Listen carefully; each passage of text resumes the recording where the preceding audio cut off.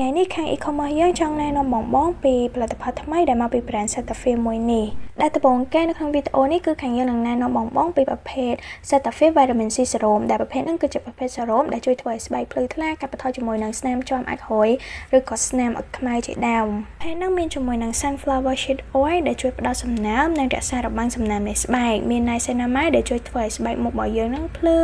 ថ្លាទន់មាត់រលោងកាត់បន្ថយស្នាមផ្នត់និងសញ្ញានៃភាពចាស់ក្នុងរយៈពេលត្រឹមតែ2សប្តាហ៍ហើយចំពោះបន្តមកទៀតគឺ Cetaphil Ceramide Serum ដែលប្រភេទហ្នឹងគឺជាប្រភេទ serum ដែលជួយចូលនឹងស្ដាររនាំងការពារស្បែកព្រមទាំងរបាំសំណើមនៃស្បែកជាមួយនឹង Cica ដែលជួយកាត់បន្ថយការរលាកនៅលើស្បែកកាត់បន្ថយជាមួយនឹងបញ្ហាកទួលរមាស់ក្រហមនិងស្ងួតនៅលើស្បែកធ្វើឲ្យស្បែកភ្លឺថ្លាលើពីហ្នឹងមានជាមួយនឹង Elatonin ដែលជួយ shooting ដល់ស្បែកដែលងាយរងបាតុកម្មនិង Ceramide ដែលជួយពង្រឹងរនាំងការពារស្បែកឲ្យរឹងមាំrecommend មែនតើសម្រាប់បងដែលទៅតែផ្ដាច់លេលាយហើយអាចផលបានមួយថ្ងៃ2ដងនៅពេលព្រឹកនិងពេលយប់បងចង់ដាក់កំងឬក៏ចង់ដឹងព័ត៌មានបន្ថែមអីអាចតាក់ទង e-commerce យើងបាន